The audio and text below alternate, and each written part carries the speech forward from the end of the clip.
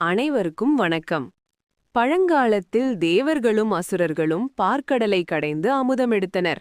அந்த அமுதத்தை பருகியவர்கள் மரணமில்லா பெருவாழ்வு பெறுவார்கள். ஆனால் தேவர்களுக்கு மட்டுமே அமுதம் கிடைக்க வேண்டும் என்று விஷ்ணு பகவான் மோகினி அவதாரம் எடுத்து தேவர்களுக்கும் அசுரர்களுக்கும் அமுதத்தை பரிமாறினார்.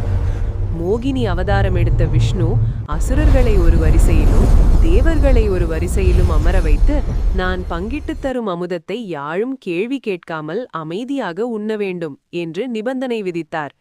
அசுரர்களும் சம்மதித்தனர்.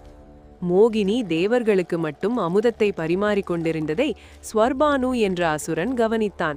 அவன் தந்திரமாக தேவர்கள் வரிசையில் சூரியன் மற்றும் சந்திரன் ஆகியோரின் நடுவில் ஒரு தேவரைப் போல வேடமிட்டு அமர்ந்தான். மோகினி அவன் அமுதத்தை குவளையில் ஊற்ற ஸ்வர்பானு அமுதத்தை பருகினான். அப்போது சூரியனும் சந்திரனும் இது அசுரன் என்பதை மோகினியிடம் சுட்டிக்காட்டினர். உடனே விஷ்ணு தன் சக்ராயுதத்தால் ஸ்வர்பானுவின் தலையை துண்டித்தார். ஆனால் அவன் அமுதத்தை பருகியதால் சாகாவரம் பெற்றிருந்தான். தலையும் உடலும் வெவ்வேறாக பிரிந்தாலும் அவை உயிர் பெற்றிருந்தன. தலையின் பகுதி ராகு என்றும் உடலின் பகுதி கேது என்றும் அழைக்கப்பட்டன. சூரியனையும் சந்திரனையும் காட்டிக் கொடுத்ததால் ராகுவும் கேதுவும் அவர்கள் மீது கடும் கோபம் கொண்டனர். அதன் விளைவாக அவ்வப்போது ராகுவும் கேதுவும் சூரியனையும் சந்திரனையும் விழுங்குவது போல தோன்றும். இதுவே நாம் கிரகணம் என்று அழைக்கிறோம்.